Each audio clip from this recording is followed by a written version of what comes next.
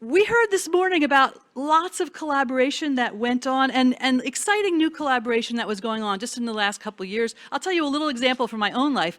We had Angie Hinton from PA Youth Vote on one of our Fix Harrisburg forums, talking about the work that they're doing registering young voters in high schools and how they're getting really high percentages of eligible voters registered using student ambassadors and working with teacher ambassadors. I sent a link of that to my grandson, who is a senior this year, hard to believe, and just turned 18 in October.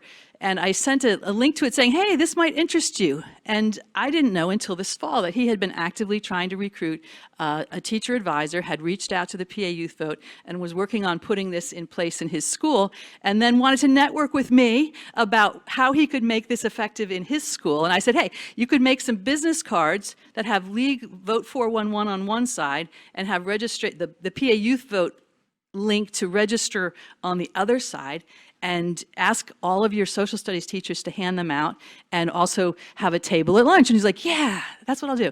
He gave me cards, and I said, I'll pay to print them if you do them, because he's not well funded. And so he came back to me with cards in Portuguese, Spanish, and English. He had friends write and proof them for him, and then he recruited friends to cover every lunch hour for several days, and got a lot of students in Phoenixville, which was a changing map, registered to vote, which I think had some impact. And he was watching the whole thing play out and excited. But there were high schools in Philly that hit like 93, 94% of eligible students registering to vote. So that's one place. Even just if you... One way to network, if you just asked the teachers that you know or the high school students that you know, hey, have you looked at PA Youth Vote, and shared the link and offered any support you can, that's one way to get younger voters engaged and active. And then he came back to me and said, oh, once we really have this as an established club, then I want to talk about how we can get the club involved in Fair Districts PA.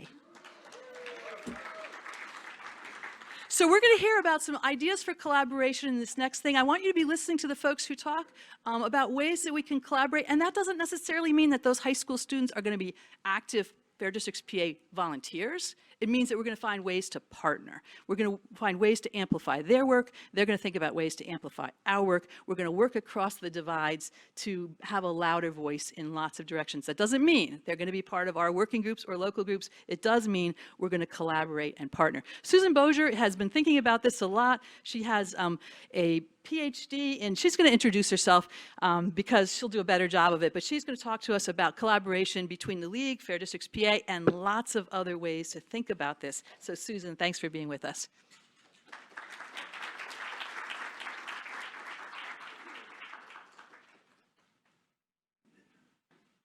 Good morning.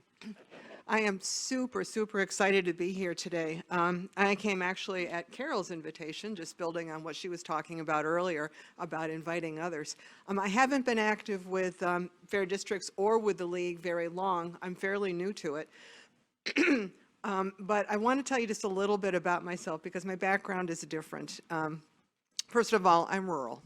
I am rural through and through my entire life. I have lived in northern Appalachia. I've lived in poverty. I also went on and got an education through an awful lot of lucky breaks. Ended up getting a PhD from Cornell. My background is in social policy, intergovernmental systems, and also, most particularly, social change. And so this is, well, thank you. But I've been, the venues I've worked in over the last 45 years have been, human services. I worked in human services in the field for 20 years. And the last 20 years I've been working in education. I'm actually a professor at IUP. I live out in Indiana. But throughout the work that I've done with a focus and an orientation towards activism and social change, but particularly in rural areas, I've had an opportunity to see both what the very crushing deep needs are in our rural areas, and also the possibility for real social change. I want to say, first of all, just name the fact that we face a lot of stereotypes about who people are who live in rural areas.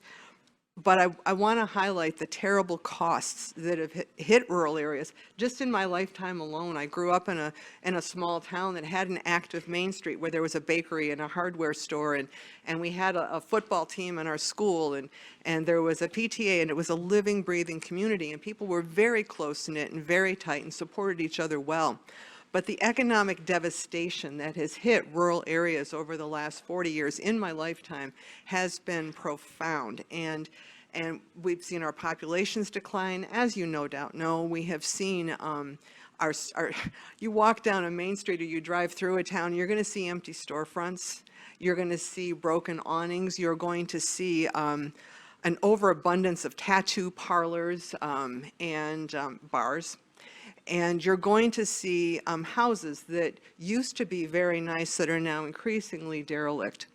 And you'll see also, if you start to poke at these areas a little bit more and try to understand what's going on, that that the people themselves, younger people leave because they have to for jobs. Older people typically can't because the resale value on their homes is very low, and there's not a market for them either way. And increasingly, transportation is becoming more difficult. So people there are struggling. And education funding has also been cut. So you're seeing that schools may leave a local area, and you might have five different communities sharing one school that's out in the middle of the country, but people still have difficulty with transportation even to get out there. And information, in particular, information is not available because most of these rural areas lack high-speed broadband. Okay, which has a devastating impact on multiple ways: economically, educationally, capacity to be active and advocate for yourself. And so this is a context that I've been working in, and also working for social change in these areas. And what I've learned is what I want to talk about, why coalitions in particular matter. I'm based in Indiana County, and I'm active there, and it's fairly recently, the last couple of years, with the League of Women Voters and more recently with FDPA. And I became active with them specifically because I was learning more and more about what was happening through our government here and how we had tremendous amount of votes, disproportionately, coming from rural areas for people that weren't serving rural needs. In fact, we're indeed, I would argue, exploiting them. Both sides, both parties, though, quite frankly, I will argue, have ignored and neglected rural needs for a very long time and have left us with significant challenges there. So this is a context in which I've been doing coalition building and working with coalitions. So this afternoon, one of the breakout sessions, I'm going to be talking about a lot of specific ideas, but right now what I want to do is just summarize a little bit of what my lessons learned have been. And the very first one is, as I think a couple have mentioned, is that coalitions matter because it broadens our reach. My husband, who's a businessman in corporations, and needless to say, we don't see an eye to eye about a lot of things. But every now and then he'll give me these little terms that are just little jewels. And one of my favorite ones is this notion of force multiplication. When we build coalitions, we are multiplying the reach of our voices. We are multiplying the capacity to extend who we're in contact with and what kind of messages we can bring forward. And that's been a powerful thing where we are.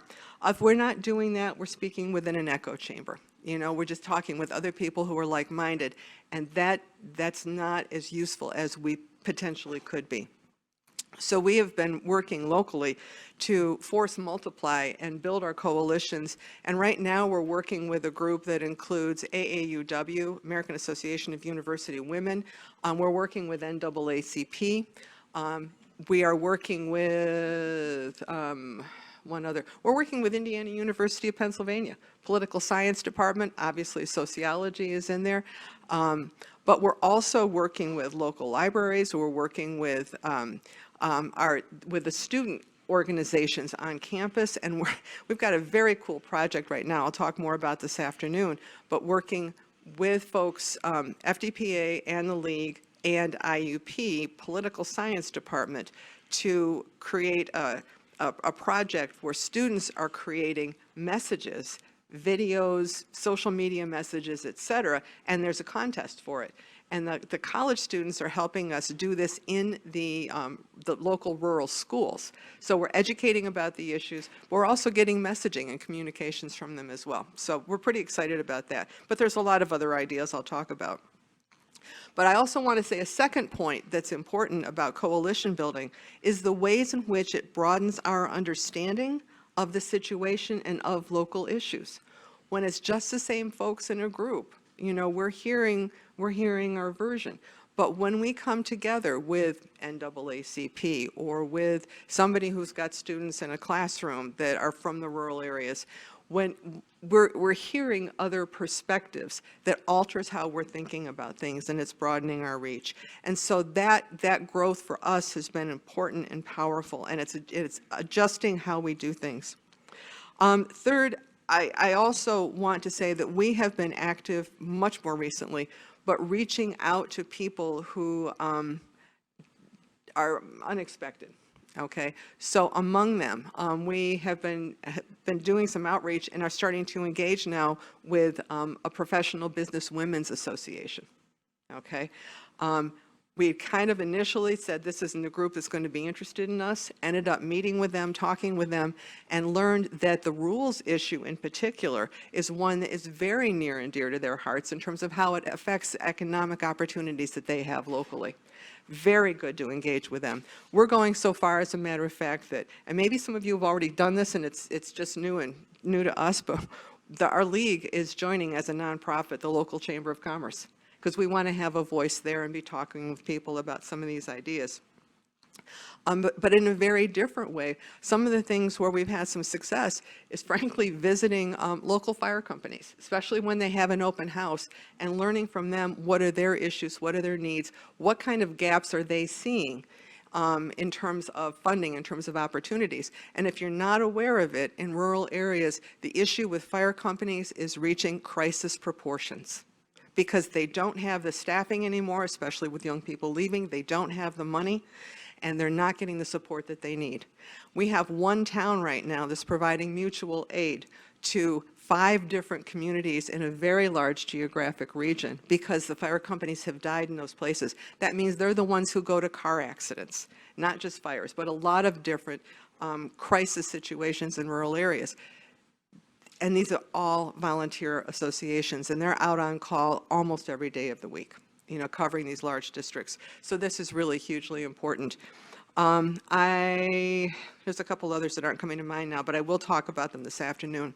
But the last thing that I want to just mention before I go is that one of the barriers to doing coalition building and doing this kind of outreach in rural area, frankly, has to do with, in my opinion, some of the stereotypes that have developed about rural people over recent years. There are images of people as being ignorant, as being aggressive, gun-toting, and the gap is widening in a lot of ways, and the stereotypes perpetuate with that. What I want to say about that is that doing some of these things like going to a local festival in a small town where you haven't been before and don't know anybody, or going into a fire hall that's having an open house, that can be scary and intimidating. And if you've seen some of the pickup trucks in a rural area driving through with the gun racks in the back windows and the flags waving about, you know, the right to bear arms against the government, God knows what comes up sometimes, and the F Biden, I'm serious, it can get weird out there. But what I want to say about that, though, is between the images you see in the media, okay, and these kinds of little things, these are pockets. They are small, and they're infrequent. But what there are an awful lot of people that are just trying to live their lives. And they work with each other, they support each other, but the resources are running low. They need to hear what we have to say. If you approach them with an open mind, with respect, and a listening posture, they'll also talk, and they'll share with you. And they'll be open to what you have. Not everybody, but most of them will be open to what you have to say. So one final thing I'll leave you with. I went actually with our local commissioner to a fire company. They were doing an open house. and ended up talking with a guy who was one of the leaders, older man, and he was very staunch in his, liberal, this is an issue and that's a problem, and people on welfare and all the standard stuff. And I listened to him, but then I raised some questions about some of the perspectives he had. And he listened to what I had to say. And then he'd come back with another one. We stood there and talked for about 45 minutes. And at the end, he said, you know what? You've changed my mind about this. These were things I didn't know. And not a month later, I got an invitation. I got an invitation that he had orchestrated to go out to a bingo hall that was in a fire company out in the middle of no place. But he told people I was coming, and I went. And they were interested in getting to know me. There are possibilities here. It requires us to step outside of our comfort zones, but building coalitions in these areas can make a real difference, and the people need us. So thank you very much for the work that you do. I appreciate it.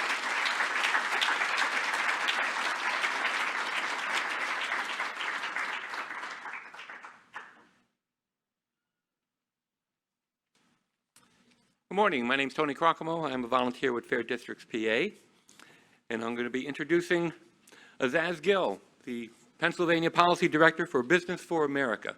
But before I bring Aizaz up here, I wanted to talk about this concept of collaboration. I'm a member of the Speakers Bureau and have been since its inception. And you go out and you talk to people, and we've always been talking about our issue. And we are passionate about our issue. But if it's not your issue, you're not going to be as passionate. And so what we've been trying to do, and doing it more, is reach out to other organizations and find out what their issue is. Because what we found is when we talk to people and we say, Harrisburg is broken, unless you're talking to a legislator or their mother, no one fights us on that. No one disagrees. But our view of what's broken, redistricting reform, the rules, is not necessarily their view of what's broken. They have their own legislation that's been stymied. And so one of the important things when we talk to Rotaries or other issues is the business aspect, joining chambers of commerce. We have to communicate on issues that are important to them. And we've reached out to Business for America, and we're cooperating with them. And Aizaz Gill is the Policy Director for Business for America. Now that is a nonpartisan, we like that, a nonprofit, I've been that all my life, business organization that mobilizes business leaders to promote a government that works for Americans. And they do this by reaching out to business leaders across the state and to educate and advocate for them on civil engagement, political stability, and reduced polarization. That is an organization that has a lot in common with Fair Districts. Our legislative agendas are different, but we have a lot in common. So please welcome Aizaz Gill. Aizaz.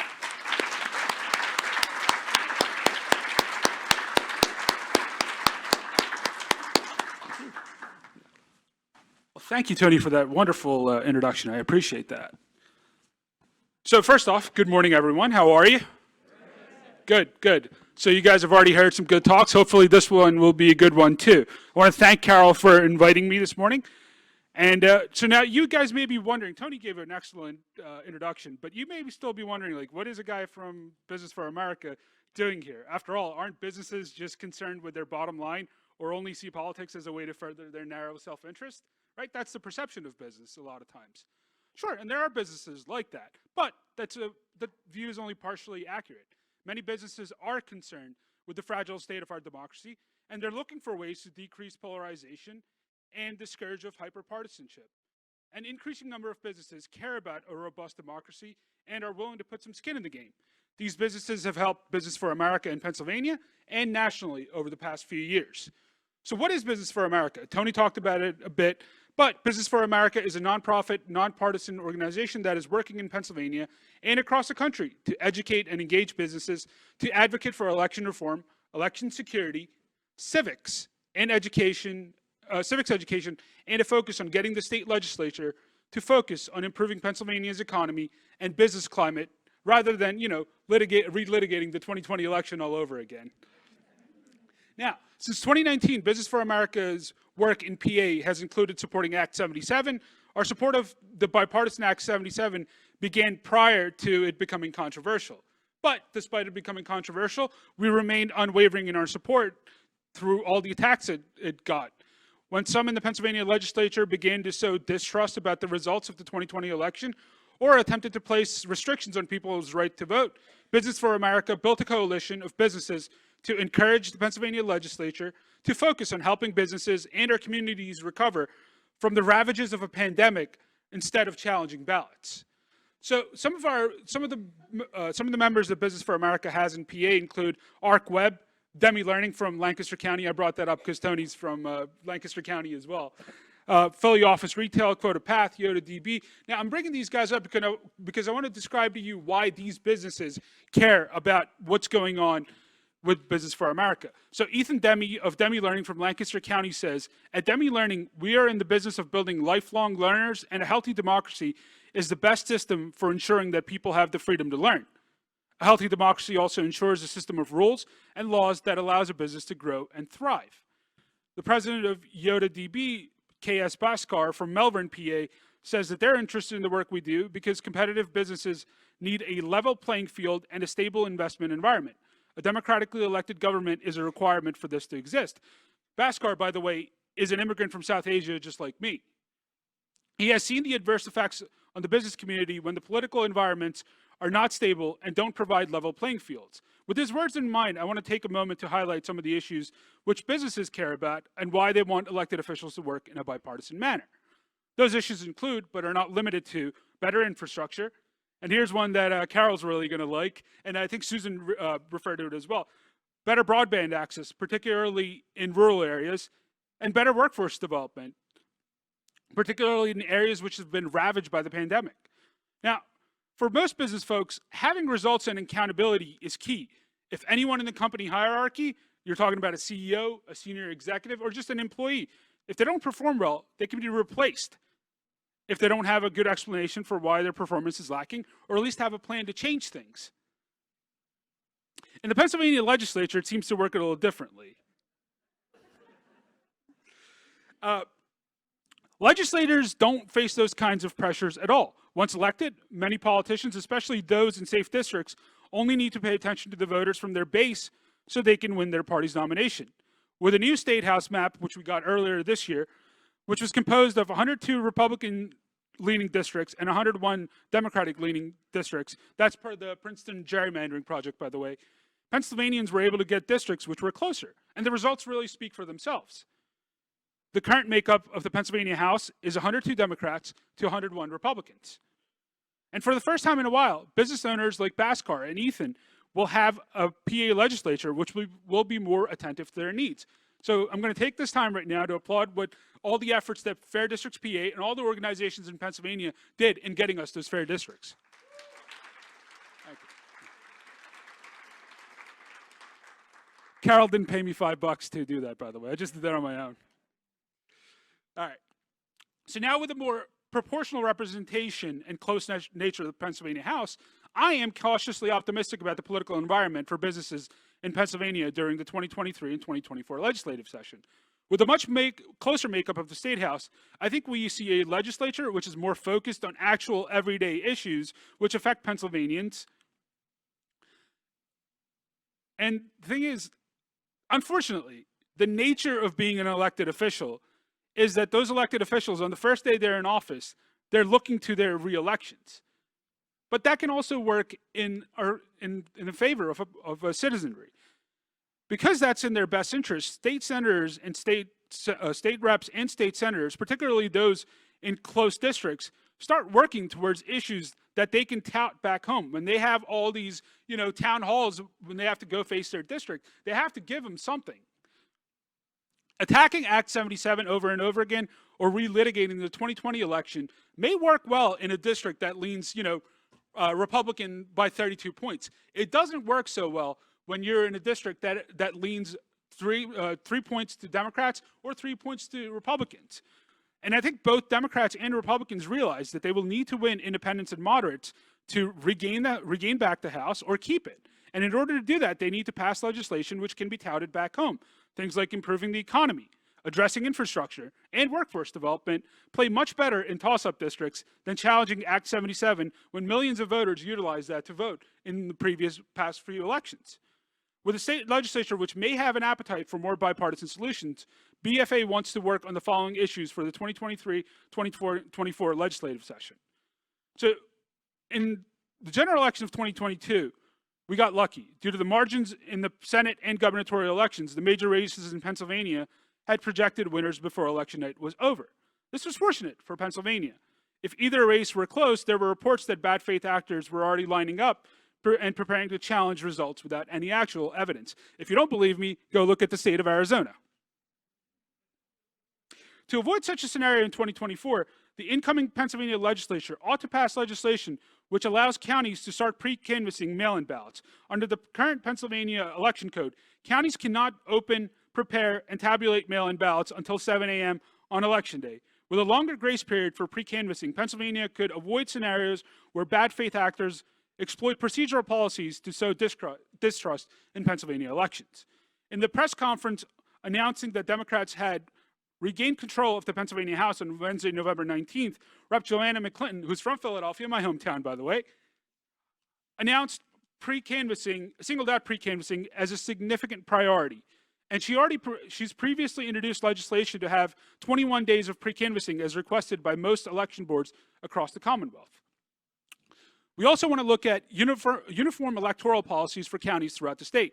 After the Pennsylvania Supreme Court ruled that mail-in ballots submitted without a secrecy envelope, colloquially known as naked ballots, or ballots that were misdated should not be counted, counties such as Allegheny, Crawford, Cambria, Erie, and Philadelphia allowed their voters to come in to their local county board of elections and fix their ballot, a process known as ballot curing. However, counties such as Lancaster, Northumberland, Somerset, and York did not afford their voters the same opportunity. There will undoubtedly be lawsuits coming down the line on the unequal application of ballot curing policies by counties. But it doesn't have to be that way. If the incoming Pennsylvania legislature can take steps to codify some of these policies, Pennsylvania can have a smooth election in 2024. We also want to work at Business for America towards civics. Business for America will be focusing on a civics initiative that we're in the midst of developing. There are some alarming statistics on the state of the American populace's knowledge regarding their government. For instance, a University of Pennsylvania, also from Philadelphia, I might add, University of Pennsylvania study showed that only 26%, pointing right at you, man. University of Pennsylvania study showed that only 26% of American adults can name the 3 branches of government. That's simply just unacceptable. It really is, right? We can all agree on that. Good. Now, Pennsylvania has taken some steps to address this unacceptable state of affairs. In 2018, Governor Wolf signed Act 35, which requires all school entities to administer a locally developed assessment of U.S. history, government, and civics at least once to students during grades 7 to 12, beginning with the 2020-2021 school year. Now, if you noticed some of the words I said in there, all school entities to administer, doesn't say anything about passing that test or how it happens. It's a good start, but we need to do more. In my former career as a community outreach coordinator for the Philadelphia City Commissioner's Office, which, by the way, I worked for Al Schmidt there for 5 years, and then I worked for City Commissioner Seth Bluestein once Al left to head up Committee of 70. I used to go out to various high schools throughout Philadelphia to talk to high school kids about how their government works or why it's important for them to register to vote at all, like why it was important for them to be a part of the system growing up, right? It was some of the most gratifying work I ever did. I hope to continue doing this work for Business for America. And by the way, businesses do care about a more civic-minded workforce because their employees feel as if they're part of the community that they're living in or that they're working in. Furthermore, businesses have a vested interest in having a populace which is less polarized and tougher to mislead.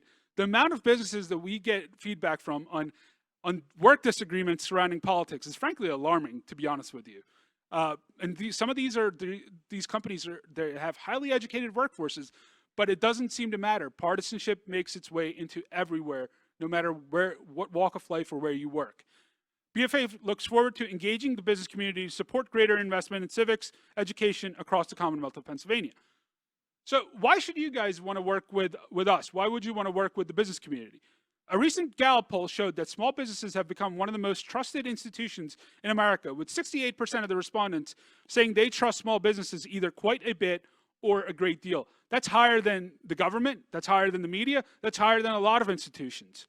More importantly, when business people show up, they tend to get listened to as opposed to being waved off as just being activists. Business for America is proud to lead a coalition of business leaders across Pennsylvania who seek to work with elected officials on both sides of the aisle. If any of you in this crowd are business owners, or if you know any business owners or business groups who are interested in the kind of work we do, please have them reach out. I'd be happy to talk to them. And if you want to learn more about Business for America, feel free to check out our website. I also left a one-sheeter out there. We'd be happy to work with anyone who wants to work with us on these kinds of issues. Thank you so much for inviting me, and thank you for all your attention. I appreciate it.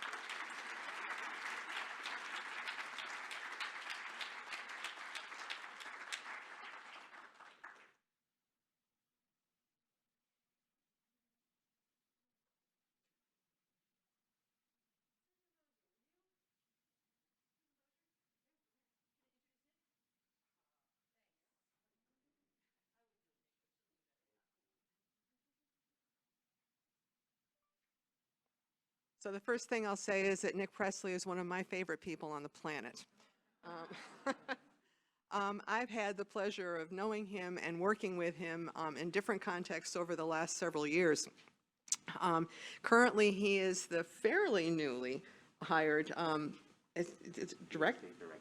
The director? PA State Director. PA State Director for All Voting is Local. And I personally think he's an ideal choice for it. His work with organizing, with getting out the vote, with understanding and knowing how to work at the local level, I learned firsthand back in 2018 when I ran for office and worked with Nick.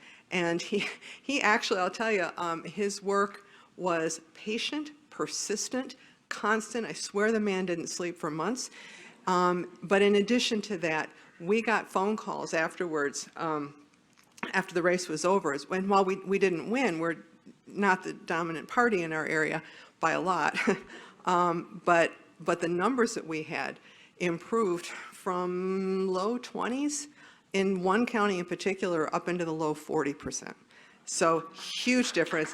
That was Nick Pressley. That was Nick Pressley. He's been an activist in a number of different organizations. I'll let him tell you about that. But he's done particular incredible and important work with prison reform.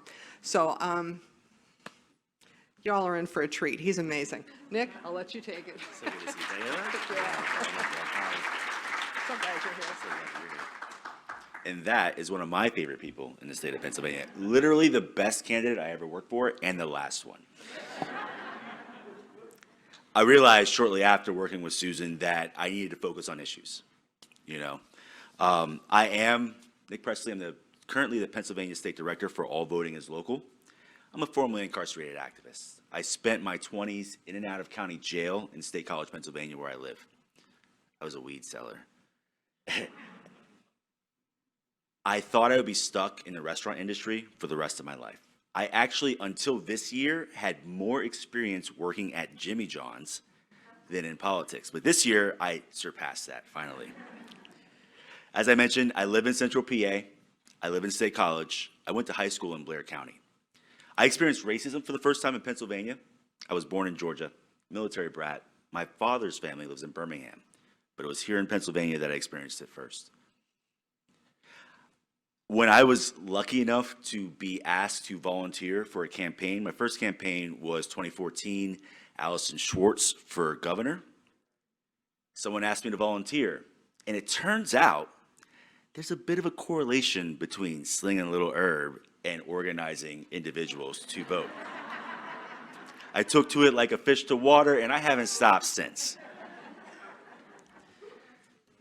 I worked on campaigns first, and then I switched to legislative and issue advocacy. The ACLU of Pennsylvania tapped me to work for them on the campaign for Smart Justice. Our goal was to cut incarceration in Pennsylvania in half while addressing racial disparities. We fell a little short of that goal, but that was the first organization that allowed me to be myself, to be honest about my background, to be honest about who I am and what I bring to the table, and really showed me that I can affect this state, the Commonwealth, and this country on different levels. I went on to work with other organizations like the Abolitionist Law Center, Straight Ahead organization working on ending life without parole. By the way, Pennsylvania is one of 5 states in the country that has life without parole. There is no possibility for parole for second-degree murder. I'll get off my soapbox in a second, but second-degree murder, you may have seen in the ads against Fetterman, that's felony murder. You could be a driver having picked up your friend from the store and not knowing what they did and be sentenced to life without parole. So I worked with Straight Ahead organization on that. My last job before All Voting is Local was at the Pennsylvania Budget and Policy Center, a little bit of a shift towards economic justice. I joined the staff of All Voting is Local in September because after they started trying to pass the constitutional amendment, SB 106, I realized that the next step was to suppress our votes. I saw an opportunity to become intimately involved in what I perceived to be our biggest fight of the times. We are an example of one of those organizations that works parallel to the work that Fair Districts does, while not necessarily crossing yet. I felt we had to ensure that the right to vote is protected and that people who cast legal votes had those votes counted afterwards. Let me tell you a bit about All Voting is Local. They started out as a project of the National Civil Rights Org called the Leadership Conference. In June of this year, they separated off and became their own organization. The manifesto reads as such, if you'll bear with me. Many of us have come to believe that our power in politics only emerges every 4 years. I know most of y'all don't believe that. But we can influence our shared future every day by demanding change at the local level, holding powerful decision makers accountable to all of us by using our voice to fight for our rights. So instead of letting state and local officials strip away unchecked our ability to vote today, we rise in our power to be proactive, not reactive. Today, we fight for fair registration rules, more accessible voting options, so that every American can register to vote without fear of being unjustly removed from voter rolls, freely and safely cast their ballot, and have that ballot counted. Today, we vote no on daily inaction and vote yes on amplifying voices that are too often silenced. Because when we unite to demand our freedom to vote, together we are a resounding and irrepressible force. All Voting is Local, unsilenced the vote. I was obviously attracted to the ability to work on this in Pennsylvania. I'm from Central PA. I got my start in politics in Philadelphia. I've grown up in cities. I've lived in rural Pennsylvania. I've had Monday off for hunting. I love venison, all right? If I wasn't a felon, I'd have a weapon. I was an expert marksman in the Army, National Guard. All Voting is Local recognizes that the freedom to vote is at the heart of our democracy, and making sure that lines are drawn fairly is a huge part of that.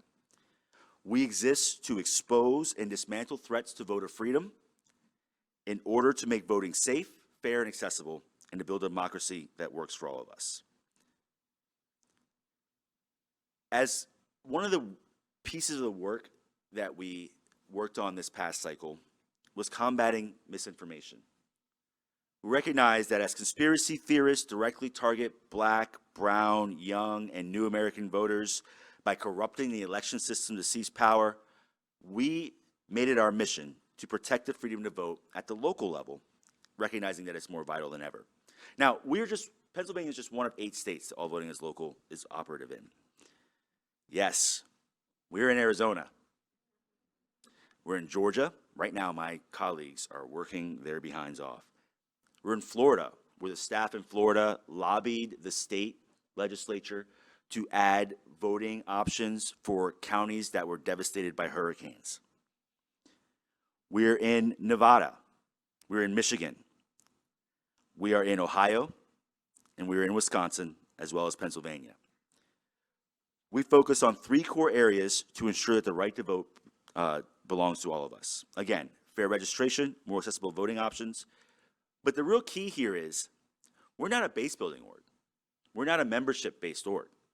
Where all voting is local fits into the infrastructure in Pennsylvania is gap filling, coalition building. We work with grassroots partners who are based in historically disenfranchised communities in order to leverage our collective power and fight for our freedom to vote. We work with member-based orgs across the Commonwealth, like some of the ones that are represented here. But what we do is we lend expertise from the national and state level to help fill any gaps in knowledge or process that may need to be addressed. I'm a Pennsylvania boy. I grew up in politics here in Pennsylvania, and one thing I learned about this state, and I've worked in other states, is that we're really territorial. Like, really territorial. We work in silos. And that has limited our ability to get things done. We have to recognize that the issues that are facing NEPA, northeastern Pennsylvania, SEPA, southeastern Pennsylvania, Philadelphia, Blair County, where I went to high school, Center County, where I live, Dauphin County, where we're at, Allegheny County, Erie County, Crawford County, Butler County, are super similar. In some respects, there's not a lot of difference between the ghetto and the trailer park. And until we leverage our power together across these silos to address these issues, we will not make a lot of headway. We saw that this year. I was privy to what I thought was fantastically beautiful, because I'm an elections nerd, in that we saw organizations from the ACLU to the NAACP National to the League of Women Voters to Action Together, NEPA, CASA, Make the Road, all these base building and statewide organizations that typically work in different parts of the state, we came together in an election protection and election crisis. Election protection obviously meant to protect the folks while they vote and make sure that any issues that arise on election day were addressed. We had a relatively smooth election day. We put together a huge election crisis plan. And when I say election crisis, we were focused on what happens after Election Day. We were focused on, and I'm going to name them, the folks from Audit the Vote or some of these other organizations that want to spread misinformation or gum up the system or intimidate folks at either at the polls or at drop boxes in some situations. We were able to leverage this collective power we built with a coalition in order to push back on those. More than that, we worked on inoculation. The speaker before me mentioned some of the misinformation that we heard. We put together a series of fireside chats with elections officials to talk about the process behind elections. When you cast your mail-in ballot, what happens next? When you cast your in-person vote, how does that process end up being a vote that's tabulated? Let's demystify this so that the folks who want to clutter up the works don't have any foothold. Some of the things we worked on were messaging gaps, talking points, press conferences. I actually have never been in front of the press as much as I have in the last few months. We do public-facing messaging, of course, in conjunction with our coalition. And we'll talk about this more a little bit later today. We help with the expertise gaps. We had a lot of bodies, people who were willing, but not a lot of institutional knowledge on how to affect and what levers to push and pull in order to affect change. We worked on relationship gaps. Being privy or a part of the national organization comes with a little bit of, with some connections that may not be accessible to folks who work primarily in Pennsylvania. We were able to connect folks with other organizations in order to help teach people how to do the work that we all need to do. Honestly, the highlight of my time with All Voting is Local happened when, I live at Penn State, and there was a hate group that showed up on campus. And the students were going to mount a protest. We were able to connect those students with national and international anti-hate group orgs to talk to them about how this hate group uses these kinds of visibility events to recruit and twist the narrative. And sure, at first, things looked a little rocky. The students mounted their protests. Some of them got pepper sprayed by the hate group. The cops assaulted students. And originally, at first, the local news and Penn State pinned it on the students. Within 24 hours, though, because of the connections we were able to make with those students and the messaging work we were able to do with them, that narrative began to change, and Penn State's under a lot of fire right now because of what they did, as is the local police. We worked on other things this year. In Philadelphia, we worked on language access. We worked on that in Reading as well, some parts of Lancaster. We want to make sure that folks are able to see ballots in their own languages so that they knew what they were doing when they were marking it. It's common sense. It's crazy that we had to work on it, but hey, here we are. We worked on voting in jail. Here's a tidbit a lot of people don't know. When you are incarcerated in Pennsylvania, you're allowed to vote. The only time you're not allowed to vote while you're incarcerated in Pennsylvania is if you were serving time on a felony charge or you had been convicted within the prior 4 years of election fraud, which means the majority of people who are incarcerated in our jails and prisons can vote. In Center County, and I actually can't take credit for that, it's my wife, so Jenna Henry, y'all, she did a lot of work to put a ballot drop box in Center County Correctional Facility, which had been my home in the past. Yeah. In conjunction with a coalition that included Black Voters Matters, the Abolitionist Law Center and Straight Ahead, and Committee of 70, and the Prison Society, we were able to register hundreds of voters in Pennsylvania's jails and prisons in this past cycle. I'll have those numbers next week on who actually voted, but I think the number is really high. Next year, I'm planning to expand that to as many counties as possible. In fact, I heard from a Center County commissioner that the jails in Huntingdon, Clearfield, and Blair County were closely watching how Center County administered the election in the jail because they were interested in putting drop boxes in their jails. Y'all, those are red counties.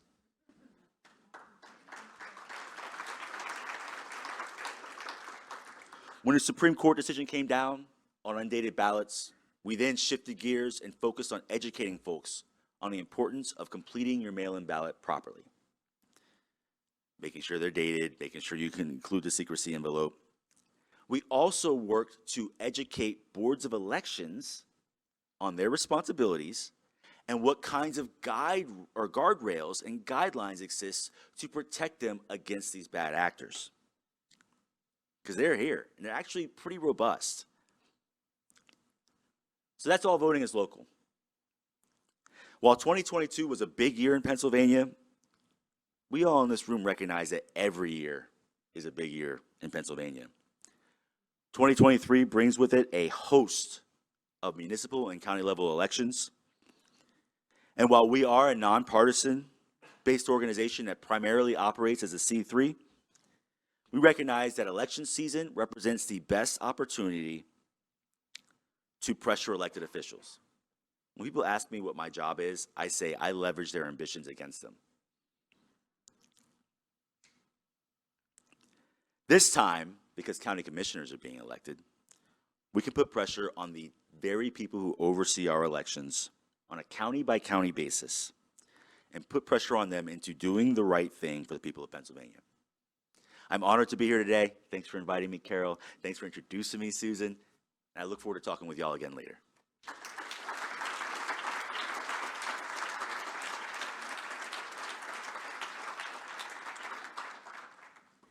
We have one more speaker before our lunch break, and that's Tom Ulrich.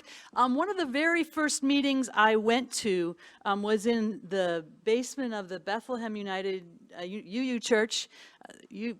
Bethlehem UU Church. That's where I met Steve Samuelson, who was the first one who got me thinking about like direct advocacy to legislators. Who knew? I mean, I've learned so much, but Tom had invited me to come to this meeting. He's going to talk about those meetings that he holds because they're pretty impressive and it's something I'd love to see duplicated around the state. But he invited me to a meeting. Steve Samuelson is there.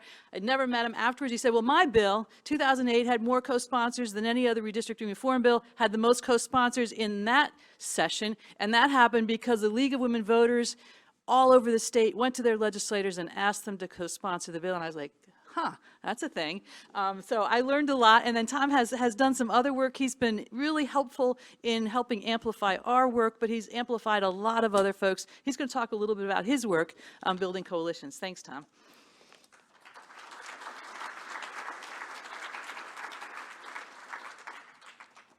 Thank you, Carol. I'm just an average guy who decided in 2004 that I didn't like what I thought was going to be the next person elected, and I had to do something.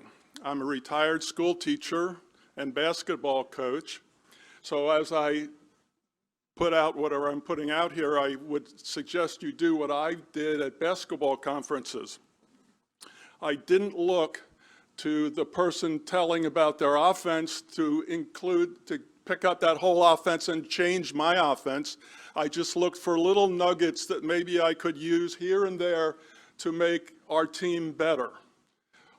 Hopefully you find some things, some nuggets of improvement that you can use. There's two parts to my story, and both of them involve something called Blogger and MailChimp.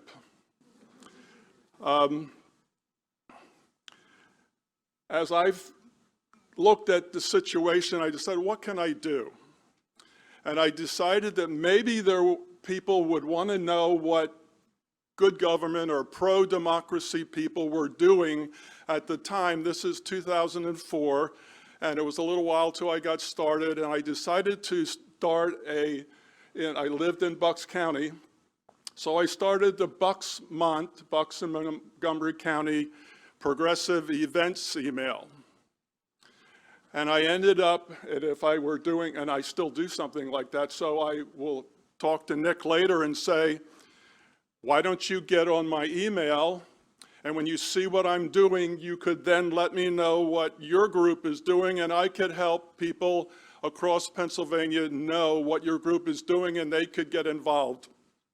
So I started there in Bucks County, and eventually I moved to Lehigh, to Bethlehem, and I started then a Lehigh Valley Progressive Events calendar.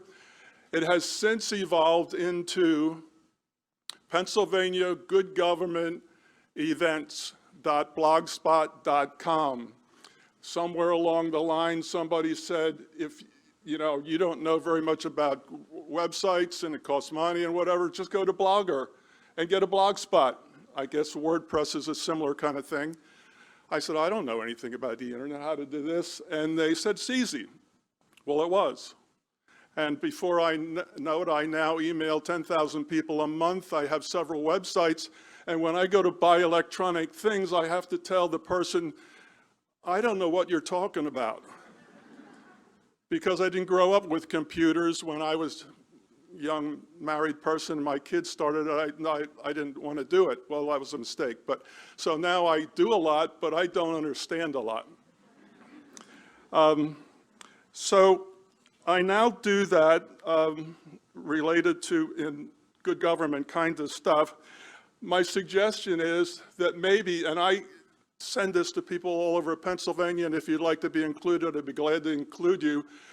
Maybe you could do something locally. I know in Chester County, there's a gentleman who, when I was doing it in Bucks County, he started something and still does it. I get it, I guess once a week. It's a progressive Democratic email about all kinds of events that are happening in Chester County. Maybe in your county, people would like to know, but they just don't, because nobody lets them know what's going on in your county. So that's a possibility.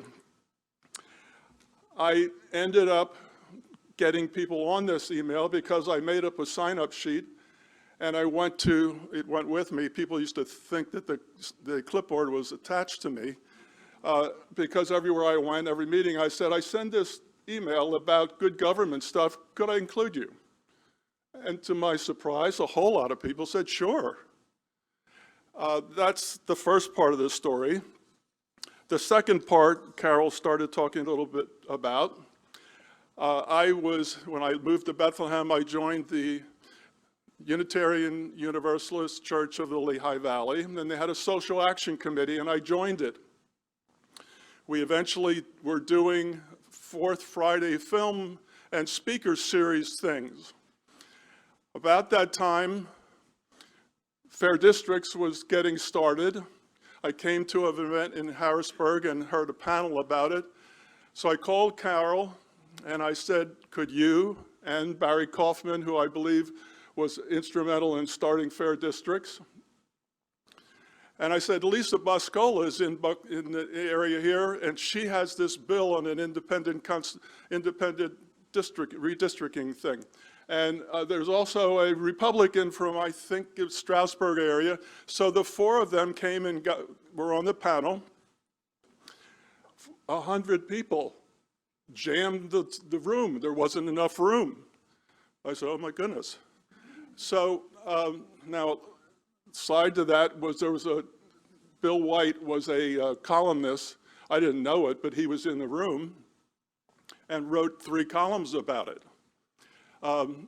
But for me, I thought, boy, people really are interested in this stuff, and pro-democracy is important, and I had just joined the UU state organization, which is now called UUJustice PA, and I said, redistricting is real big, and we should do something here. Have a team. We have a reproductive team. We have an economic team. We have a gun violence prevention team. We should have a good government team.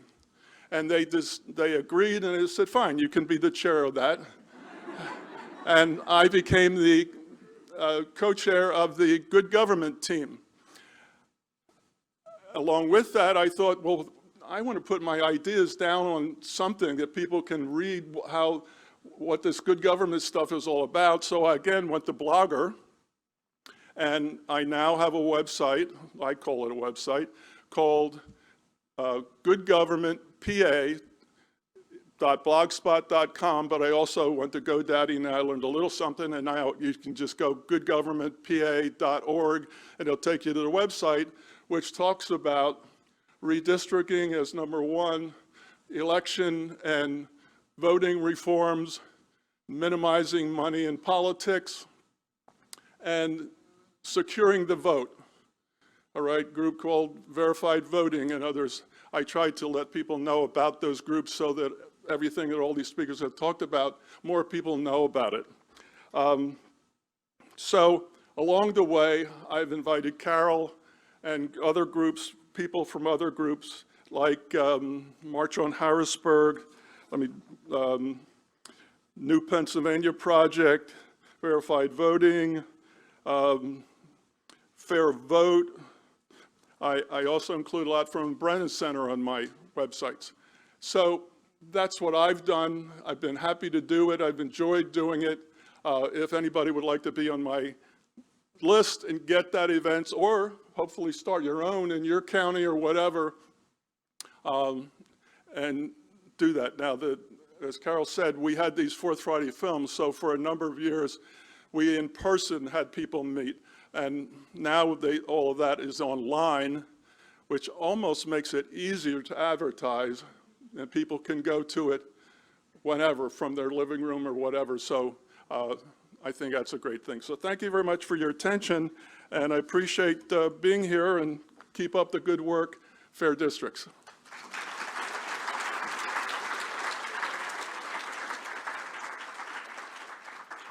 I hope what you've heard is that there's lots and lots of ways to be creative in helping us get across those silos, to get out of that kind of territorial, we do this, they do that, to share what other people are doing, and to help people feel like they're not alone in this. I think sometimes people feel like, well, I'm the only one who's worried, I'm the only one who's anxious, I'm the only one who feels like I'm surrounded by people who've kind of gone in strange directions. And the more we can share what people are doing, the more we can engage people together. I understand what Tom was saying about moving his Fourth Friday to virtual, but I think there's something really valuable in having some kind of a local gathering where folks who are working on things can meet each other, talk to each other. If it's all online, it's really hard to do those side conversations, and those side conversations are essential to help people realize, oh, there are lots of people around who are concerned about these. I want to say I met a librarian from a rural county last week, and she was talking about the legislation librarians have been trying to get passed for years in our state government, and how libraries have been underfunded, and how now we have areas, especially rural areas, but also some of our urban areas that don't have accessible local libraries, and that there's actually things kind of in Pennsylvania law and funding that make it really hard for neighbor libraries to reach out, help, grow things. And I said, so is anybody doing really active advocacy? And she said, oh, people are afraid to do that because they don't want to alienate legislators. And I realized we've seen that in lots of things, like the lead bill that got, I don't know if you were following that, but Pennsylvania has worse lead exposure than 18 cities with worse lead exposure than Flint, Michigan, and there's been studies done and legislative recommendations, and only one bill moved in this session, and that bill got watered down, and then at the last minute, in appropriations, after second consideration, the very last days of session, it got really basically trashed because it went from required screening of kids to encouraged screening of kids, which is a very different thing. And I was on the call with some folks who had been advocating for this, saying, are you going to make noise about this? And say, oh, we can't do that because we don't want to alienate the legislators who are working for this. And that's part of why it's really good to kind of network across, because we can hear their stories and we can make all the noise we want. We can say, that's terrible. Why did you do that? We're not harming them by doing that. We're actually helping them by saying, this is inappropriate behavior. We need a better legislative process. So the more we know each other's stories, the more we know each other's agendas, we can do what Nick was kind of talking about, which is fill in the gaps, or find ways to amplify the stories, or see what's needed in this mix. None of us can do it all. None of us can do it all, but we can find the places where we can be most effective. And right now, that's redistricting reform and talking about a really messed up legislative process.